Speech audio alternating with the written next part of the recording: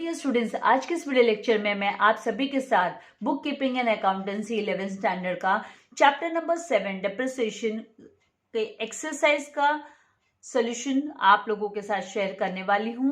तो इसका explanation start करने से पहले मैं आप सभी से रिक्वेस्ट करूंगी कि अगर अभी तक आपने चैनल को सब्सक्राइब नहीं किया है तो जल्दी से चैनल को सब्सक्राइब कर बेल आइकन बटन को प्रेस कीजिए ताकि आपको लेटेस्ट वीडियो के नोटिफिकेशंस मिलते रहे। वीडियो को लाइक करना एंड शेयर करना नहीं भूलना है। वीडियो लास्ट तक सुनना है because along with writing, reading, listening is also important. It helps you all in learning. तो आपका लर्निंग में ये हेल्प करेगा, स्टिमुलेट करेगा लर्निंग को। तो यहाँ पे सबसे पहला जो क्वेश्चन है, answer in one sentence only. पहला क्वेश्चन, उसका सब क्वेश्चन है व्हाट इज डेप्रिसिएशन। डेप्रिसिएशन किसे बोलते हैं?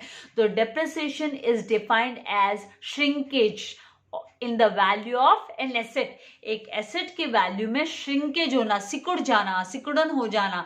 Why this shrinkage takes place, किसकी वजह से होता है? तो due to wear and tear. मतलब जब हम उसे यूज करते हैं तो उसका यूज जब होता है, पैसेज ऑफ टाइम, जब समय बीत जाता है, 1 साल 2 साल हो गया लेके हमें, तो with the passage of time और ऑब्सोलेंस जो है सेंस, इसकी वजह से क्या होता है, कमोडिटी की, एसेट की, मतलब जो फिक्स एसेट्स होते हैं बिजनेस में, उनकी वैल्यू जो है वो कम हो जाती है। जैसे अभी आप सभी के पास मोबाइल फोन है, अगर आपका मोबाइल फोन 1 साल पुराना है तो उसकी टेक्नोलॉजी चेंज हो गई, right. With the passage of time आपने उसको यूज किया, जो नया ब्रांड, न्यू ब्रांड होता है वैसा नहीं दिखाई दे रहा, तो मतलब उसकी वैल्यू जो है वो कम हो गई। तो ऐसे डेप्रिसिएशन जो है वो shrinkage in the value of asset होता है। तो ये आपको लिखना है। Then why depreciation is charge.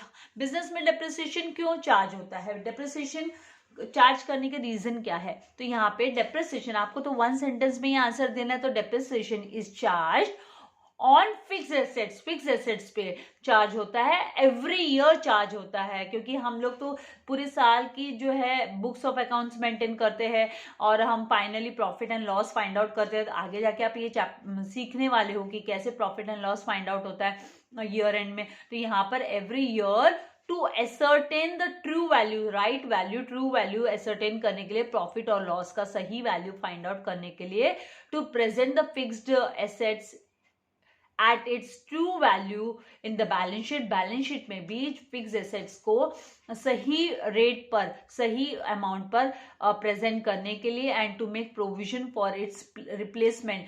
साथ ही उस जो डेप्रिसिएट हुआ है फिक्स एसेट, तो एक दिन उसकी वैल्यू 0 हो जाने वाली है, खत्म हो जाने वाला है, हम उसको यूज नहीं कर पाएंगे। तो उस नया परचेस करने के लिए भी हमें प्रोविजन, सेविंग्स करना जरूरी है। तो उसके लिए डेप्रिसिएशन चार्ज होता है।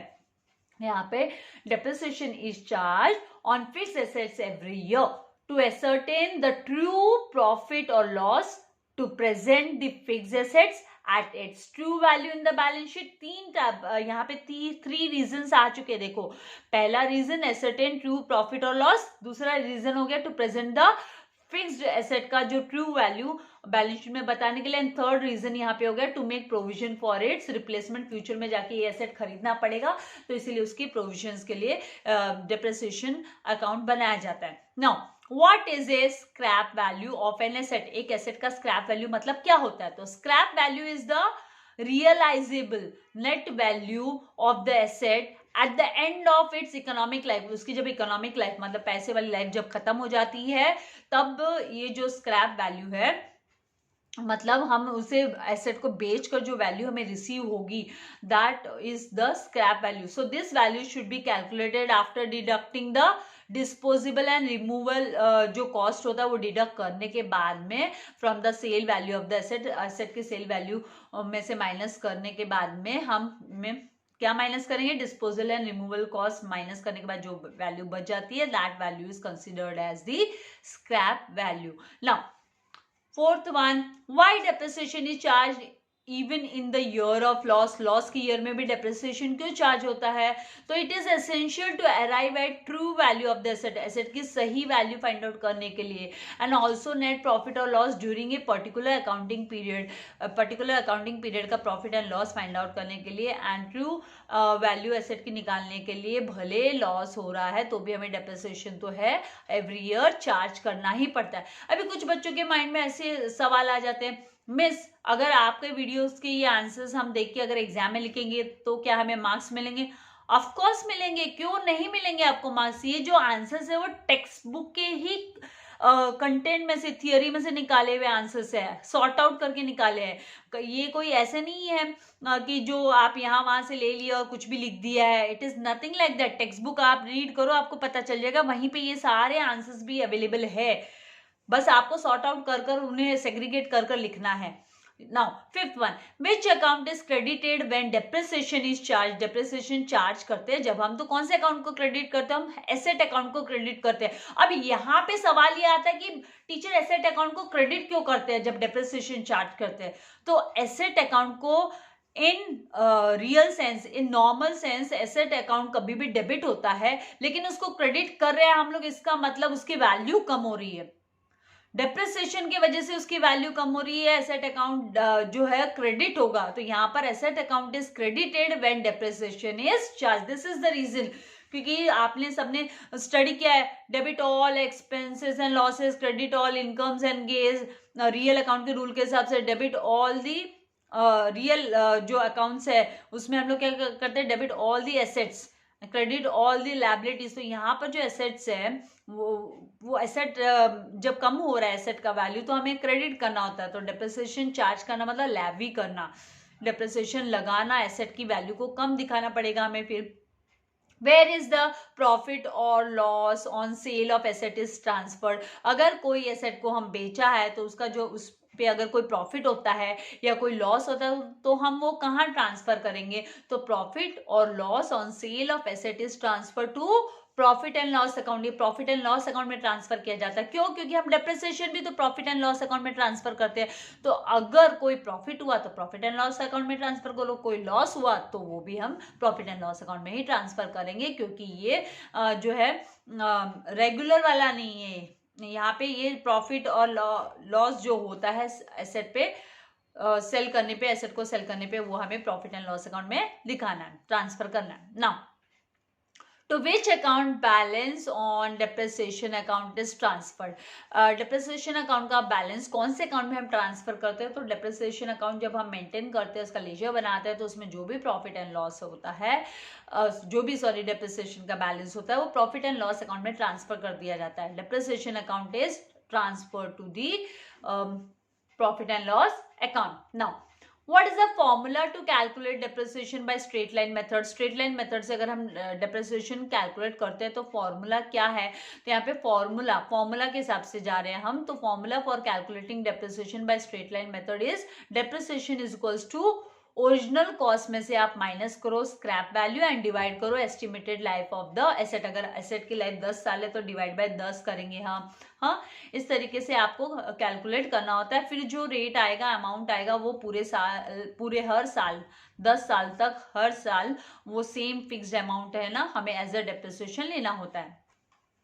Now What is fixed installment method? Fixed installment method क्या है? तो under this method depreciation is charged at a specific percentage. एक specific percentage पे हम depreciation charge करते हैं on the original cost. Original cost पे charge किया जाता है of the asset every year. Asset पे every year on the original cost पे ही charge होता है। अगर 1 लाख का एसेट है तो 1 लाख पे बार बार चार्ज होगा unless and until वो सेल नहीं होता है, so as to reduce the asset account to nil, ताकि लास्ट में जाकर क्या होता है इस केस में फिक्स इंस्टॉलमेंट मेथड में लास्ट में जाके है ना इसकी जो अकाउंट एसेट अकाउंट वो नील हो जाता है और to its scrap value at the end of the estimated life of the asset, या फिर उसकी स्क्रैप वैल्यू तक वो रीच कर लेता है।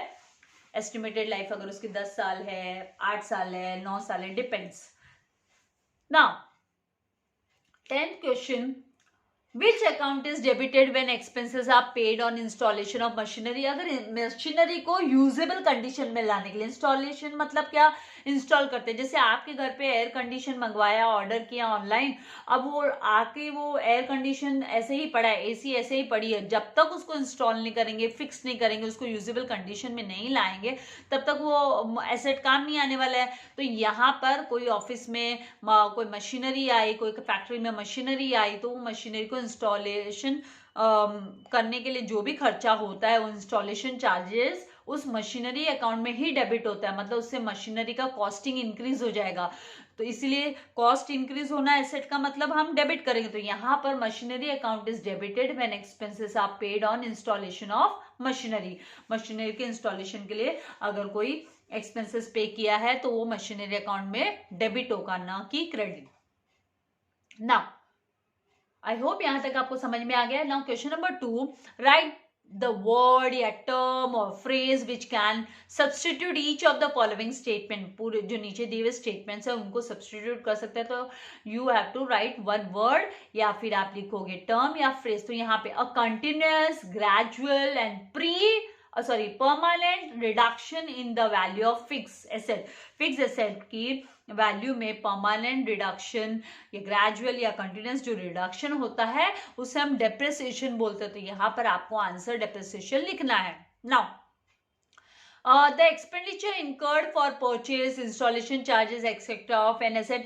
अभी जस्ट में हमने इसका जो है आंसर स्टडी किया था कि इंस्टॉलेशन चार्जेस जो है वो क्यों डेबिट होता है एसेट के अकाउंट में ही। तो यहाँ पर आप सबको पता है कि वो उसी के पीछे कॉस्ट है, अनलेस एंड अनटिल उस पर हम स्पेंड नहीं करेंगे तो वो यूजेबल कंडीशन में नहीं आता है, या हम परचेस चार्जेस हुआ या उसको वेजेस हुआ, उससे रिलेटेड कोई ट्रांसपोर्टेशन हुआ, सब उसी में ऐड होता है। तो the expenditure incurred for purchase, installation charges etcetera of an asset is cost of asset बोला जाता है। उसको हम क्या बोलते हैं, कॉस्ट ऑफ एसेट, उसको कॉस्ट ऑफ एसेट बोलेंगे। The amount that a fixed asset is expected to realize on its disposal। disposal मतलब उसको जब हम खत्म करते हैं और उसको बेच देते हैं तो स्क्रैप वैल्यू, उसको स्क्रैप वैल्यू बोलते हैं, भंगार वाले को दे देते हैं। तो the amount that a fixed asset is expected to realize, realize मतलब एनकैश करके लेना, to realize on its disposal। now scrap value होगा। Okay, the period for which the asset remains in working condition, के कब तक working condition में asset रहता है, तो that period is known as the life period of asset. Asset का life period, that period is known as life period of the asset. Then fifth one, the method of depreciation in which the total depreciation is equally spread over the year, equally spreaded over the year, over the life of the asset। Asset की life में equally distribute होता है वो जब तक वो asset चलेगा, उसको हम बोलते हैं फिक्स इंस्टॉलमेंट मेथड। इक्वली आ गया यहाँ पे, इक्वली टर्म आपको बताता है कि इक्वली आया मतलब फिक्स इंस्टॉलमेंट मेथड बोला जाता है। The method of depreciation, next आपका कॉन्सेप्ट क्लियर हो जाएगा। The method of depreciation in which the rate of depreciation is fixed. यहाँ पर रेट ऑफ डेप्रिसिएशन फिक्स रहता है, but the amount of depreciation reduces. जो अमाउंट रिड्यूस होते रहता है, हर साल रिड्यूस होता है, एवरी ईयर रिड्यूस होता है, उसको रिड्यूसिंग बैलेंस मेथड बोलते हैं। We call it as a reducing balance method। तो आपको यहाँ पे reducing balance method as a answer लिखना है। Then the type of asset on which depreciation is charged, कौन से टाइप के एसेट पे depreciation चार्ज होता है, तो फिक्स एसेट्स पे होता है।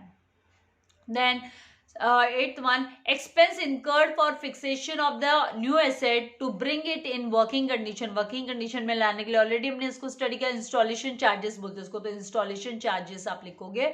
Then excess of selling price of fixed asset, जब over its return down value, जब सेलिंग प्राइस ज्यादा होता है, selling price of fix asset is more than, over मतलब more than its return down value से ज्यादा होता है, WDV से ज्यादा होता है, तो उसे हम profit on sale of asset बोलते हैं। Profit on sale of asset, अगर किसी एसेट को बेचने जा रहा है बिजनेसमैन और उसकी रिटर्न डाउन वैल्यू से ज्यादा उसकी सेलिंग प्राइस हुई, तो मतलब profit on sale of asset होगा। And this profit on sale of asset is transferred to the profit and loss account में ट्रांसफर किया जाता है, क्रेडिट किया जाता है। प्रॉफिट को क्रेडिट करते हैं एंड लॉस को हम डेबिट करते हैं। Then method of depreciation that can not reach to zero value.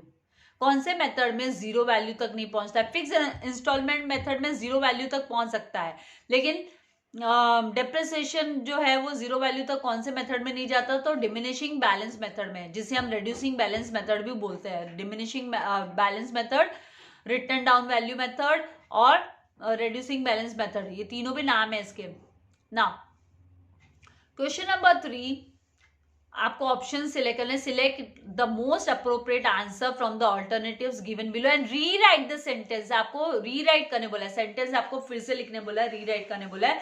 तो सबसे पहला क्वेश्चन है, मैंने यहाँ पे रीराइट करके नहीं दिखाया, आपको ये आंसर जो है रीराइट करना है। Decrease in the value of fixed asset is known as depreciation. तो आपको ये पूरा सेंटेंस फिर से लिखना पड़ेगा। Answer 1, decrease in the value of fixed asset is known as depreciation, and depreciation को अंडरलाइन कर दो। Then second, depreciation is charged only on dash assets. तो ऑब्वियसली ये यहाँ पर आप ऑप्शंस में देखोगे तो फिक्स्ड करेक्ट आंसर है, तो आप लिखोगे depreciation charged on fixed, only on fixed assets. Then third one, the amount spent on installation of machinery is a dash expenditure. So which expenditure? It is a capital expenditure. So the amount spent on installation of new machinery is a capital expenditure हुआ, इसीलिए उसको हम add कर देते हैं, machinery account में debit करते हैं। कैपिटल एक्सपेंडिचर हुआ इसीलिए, बार बार नहीं होने वाला, वो कैपिटल एक्सपेंडिचर है।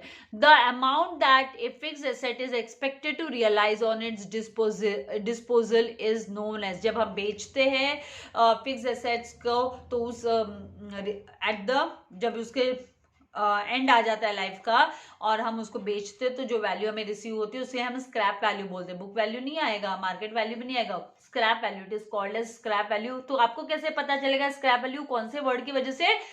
ये रियलाइज ऑन इट्स डिस्पोजल, ये डिस्पोजल वर्ड आपको इंडिकेशन देता है कि ये स्क्रैप वैल्यू आपका आंसर होगा। Then the amount of depreciation reduces year after year under, कौन से मेथड में बार बार हर साल कम कम होते जाता है? तो यहाँ पे फिक्स इंस्टॉलमेंट मेथड नहीं है, डेप्रिसिएशन फंड मेथड भी नहीं है, रीवैल्यूएशन मेथड भी नहीं है, आपका return down value method is the answer. ये जो येलो हाईलाइटेड है वो आपका आंसर है। तो आप स्टेटमेंट पूरा वापस लिखोगे, the amount of depreciation reduces year after year under written down value method. Then sixth one, the amount of depreciation remains constant every year under, कौन से इसमें कांस्टेंट रहता है, सेम रहता है, इक्वल रहता है एवरी ईयर? कौन से मेथड में? तो स्ट्रेट लाइन मेथड में आपको लिखना है, स्ट्रेट लाइन मेथड। पूरा सेंटेंस पूरा वापस लिखना पड़ेगा और फिलअप के यहाँ पे straight line method. Now the balance of depreciation account, depreciation account का बैलेंस कहां पर हम ट्रांसफर करते हैं? तो obviously it is transfer to the profit and loss account, because उससे हमें ट्रू वैल्यू फाइंड आउट करनी होती है कि बिजनेस में प्रॉफिट हुआ या लॉस हुआ। तो हम प्रॉफिट एंड लॉस अकाउंट में इसको ट्रांसफर कर देंगे, डेप्रिसिएशन अकाउंट के बैलेंस को।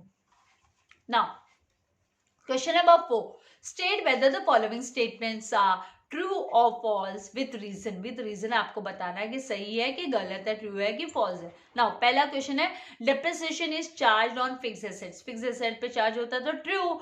अभी ट्रू के लिए भी रीजन लिखना है क्या टीचर? यस, लिखना है, ट्रू के लिए भी रीजन लिखना है।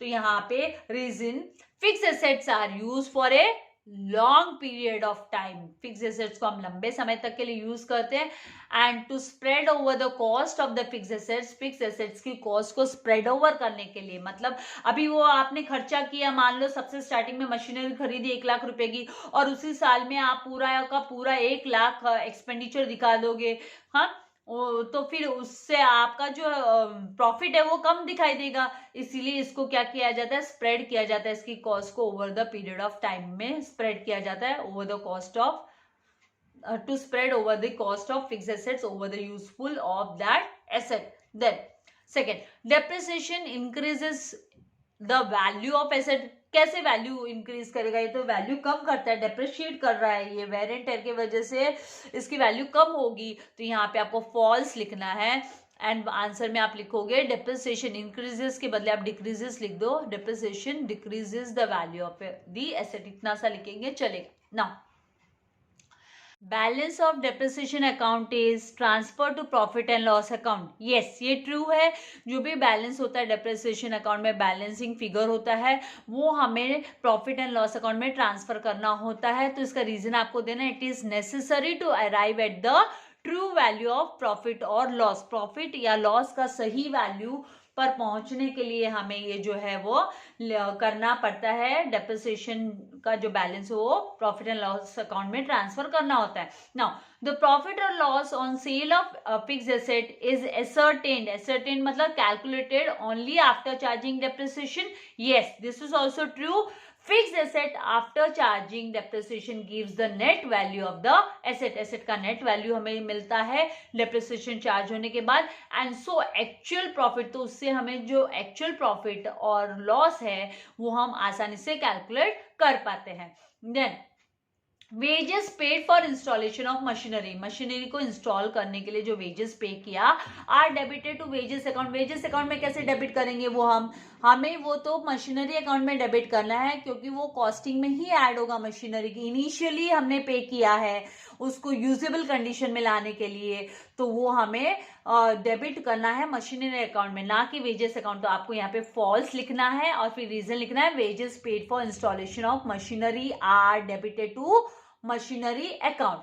Then sixth one, it is not necessary to depreciate an asset if it is not in use. अगर कोई asset यूज में नहीं है तो क्या उसमें हम depreciation चार्ज नहीं करेंगे? ये भी गलत है। वो पड़ा पड़ा पुराना नहीं होता, उसकी वैल्यू कम नहीं होती है ना। फिर आंसर में आपको लिखना है false. It is necessary to depreciate an asset if it is not even in use. तो भी हम उस पर डेप्रिसिएशन चार्ज करेंगे, वो ओल्ड हो रहा है, आउटडेटेड टेक्नोलॉजी वाला प्रोडक्ट हो रहा है वो। Then depreciation is charge on current assets only. False, current assets पे नहीं होता है, फिक्स्ड एसेट्स पे होता है। तो आपको फॉल्स लिखना है और फिर रीजन में आप लिख देंगे depreciation is charge on fixed assets only. तो इस तरीके से आपको आंसर देना है। Then eighth one, depreciation need not be charged when business is making losses. क्या बिजनेस में लॉस हो रहा है पर्टिकुलर ईयर में, तो उस ईयर में डेप्रिसिएशन चार्ज नहीं करेंगे? ये तो एकदम गलत है। आपको लिखना है false, depreciation need to be charge even business is making profit या फिर loss. Even business is making profit और लॉस, डेप्रिसिएशन दोनों ही कंडीशन में चार्ज होगा। आई होप यहां तक आपको अच्छे से समझ में आ गया है। नाउ नेक्स्ट जो क्वेश्चन है, question number 5, complete the following sentences है। आपको सेंटेंसेस को कंप्लीट करना है। तो यहाँ पे depreciation is charge on dash asset, तो आपको लिखना है fixed asset. Then wages paid for installation और फिक्सेशन ऑफ मशीनरी, फिक्सेशन भी बोल सकते हैं यूजेबल कंडीशन में लाने के लिए जो वेजेस पे हुआ, is debited to dash account, which account? Machinery account. ये जो हाईलाइटेड है ये आपका ब्लैंक का आंसर है। Then under dash system the amount of depreciation changes every year, change होता है, कांस्टेंट नहीं रहता है। कांस्टेंट होता है तो वो फिक्स्ड इंस्टॉलमेंट मेथड बोलते हैं हम। यहाँ पे चेंज हो रहा है तो डिमिनिशिंग बैलेंस मेथड, तो आप यहाँ पे लिखोगे डिमिनिशिंग बैलेंस सिस्टम में, diminishing balance system. Then depreciation is equals to, ये फॉर्मूला है आपका फिक्स्ड एसेट के लिए। फिक्स्ड एसेट पे जब हम फिक्स्ड इंस्टॉलमेंट मेथड फॉलो करते हैं तो यहाँ पे फॉर्मूला के हिसाब से cost of asset less scrap value divided by estimated working life of the asset. Then fifth, gradual and permanent decrease in the value of asset is known as what? Depreciation. क्या आप अच्छे से समझ गए हो? डेप्रिसिएशन मतलब gradual and permanent decrease in the value of asset. ये भी आप लिख सकते हो व्हाट इज डेप्रिसिएशन, उसमें यह आंसर भी आपने लिखा तो आपको मार्क्स फुल मिलेगा। Then in fixed installment system the amount of depreciation is dash every year. Fix installment में फिक्स अमाउंट रहता है, मतलब कांस्टेंट एवरी ईयर। आपको कांस्टेंट यहाँ पे फिल करना है, constant every year. 7, the amount spent on installation of machinery is a dash expenditure. कौन सा एक्सपेंडिचर होता है? वो कैपिटल एक्सपेंडिचर होता है, क्योंकि इंस्टॉलेशन के लिए बार बार हम नहीं पे करते। रिपेयरिंग के लिए हो सकता है, रिपेयरिंग वाला जो होता है वो रिकरिंग एक्सपेंडिचर हुआ, उसे हम कैपिटल नहीं बोलेंगे, लेकिन इंस्टॉलेशन के लिए जो पे हुआ उसे हम कैपिटल एक्सपेंडिचर बोलते हैं। Then 8th one, scrap value is the value which an asset realizes eight the end of useful life. Scrap value वो वैल्यू होती है, यहाँ पे ये जो हाईलाइटेड है ये आपका आंसर है, is the value which an asset realises at the end of its useful life. Then depreciation account is a dash account, it's a nominal account. Nominal, तो नॉमिनल जो भी वैल्यूज होती है वो प्रॉफिट एंड लॉस अकाउंट में finally हम जो है उसके बैलेंसेस ट्रांसफर कर देते हैं। Then 10, depreciation is derived from a Latin word depretium word से यहाँ पे डेप्रिसिएशन डिराइव हुआ है। तो आई होप यहाँ तक आपको अच्छे से समझ में आ गया है। मैं आपको सजेस्ट करूंगी कि एक बार आप जरूर लिखिएगा भी ये सारे क्वेश्चन आंसर्स जो है वो एक्सरसाइज के, वो लिखिएगा ताकि आप अच्छे से स्कोर कर पाए, मार्क्स एरर ना हो। Now question number 6, do you agree और disagree with the following statements. आप अग्री डिसअग्री करते हो फॉलोइंग स्टेटमेंट से, तो let us read question first. Depreciation is non-cash expense. Yes, agree. Non-cash expenditure ही होता है depreciation. Now, under written down value method, the depreciation curve slopes parallel to x-axis. x-axis से parallel तो कब होता है slope curve जो diagram के हिसाब से, वो तो फिक्स इंस्टॉलमेंट मेथड में होता है, स्ट्रेट लाइन मेथड में होता है, रिटर्न डाउन वैल्यू मेथड में नहीं होता। तो यहाँ पे आप डिसअग्री लिखोगे। Then the rate of depreciation depends on the life of fix asset. Agree, इसको आप क्या करोगे, अग्री लिखोगे। डिपेंड करता है कितनी लाइफ है फिक्स एसेट की, उसके ऊपर रेट डिपेंड करती है। Then the terminal value of asset never affects the annual amount of depreciation. Disagree. annual amount जो है वो कैसे नहीं वो अफेक्ट करेगा, ऑफकोर्स अफेक्ट करता है। जो फाइनल टर्मिनल वैल्यू होती है, जो एंड में जो वैल्यू आती है एसेट की, वो अफेक्ट करता है डेप्रिसिएशन के अमाउंट को, एनुअल अमाउंट को। Then by charging depreciation on fix assets a certain of true and fair financial position is possible. Yes, अगर आप depreciation charge करते हो फिक्स एसेट पे, तो it is possible to get the proper correct true and fair financial position आपको receive होती है। Agree. Now question number 7, last question है ये एक्सरसाइज का। प्रैक्टिकल सम्स के भी मैंने वीडियोस लगाए हैं, अगर आपने वो नहीं देखे तो डिस्क्रिप्शन में मैं उसकी लिंक डाल देने वाली हूँ, आप वो वीडियोस भी देखिएगा, आपको हेल्प हो जाएगी। Question number 7, correct the following statement and rewrite the statement. तो यहाँ पे residual value of an asset increases the amount of annual depreciation.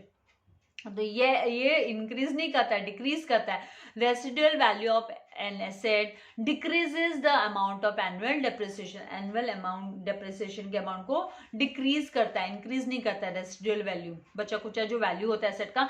Depreciation is calculated on all asset. सारे के सारे एसेट्स पे नहीं होता है, यहाँ पे ये ऑल नहीं लिखना, ऑल के जगह पे आपको फिक्स एसेट्स लिखना है।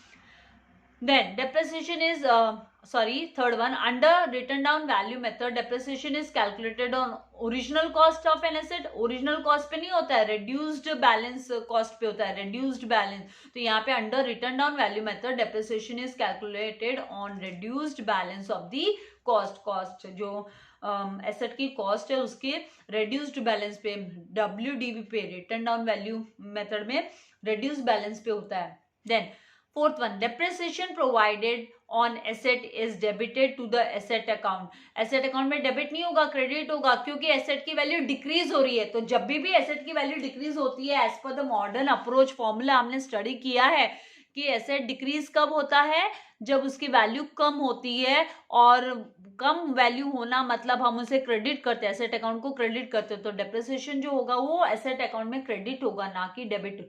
Now profit on sale of asset is credited to asset account. Yes, जो प्रॉफिट है एसेट के सेल पे, वो हम एसेट अकाउंट में क्रेडिट नहीं करते हैं, वो हम profit on sale of asset is debited to, it is debited to asset account. Asset account में डेबिट करते हैं, क्रेडिट नहीं करते हैं। जो भी प्रॉफिट होता है एसेट को सेल करने पे, उसे हम प्रॉफिट एंड लॉस अकाउंट में क्रेडिट करते हैं, एंड एसेट अकाउंट में हम उसे डेबिट करते हैं। तो आई होप यहाँ तक आप लोगों को अच्छे से समझ में आ गया। वीडियो को लाइक करना एंड शेयर करना नहीं भूलना है, चैनल के साथ बने रहना है ताकि आपको लेटेस्ट अपडेट्स, आपके लिए यूजफुल वीडियोस में लाती रहूं। Thank you very much. God bless you all dear students.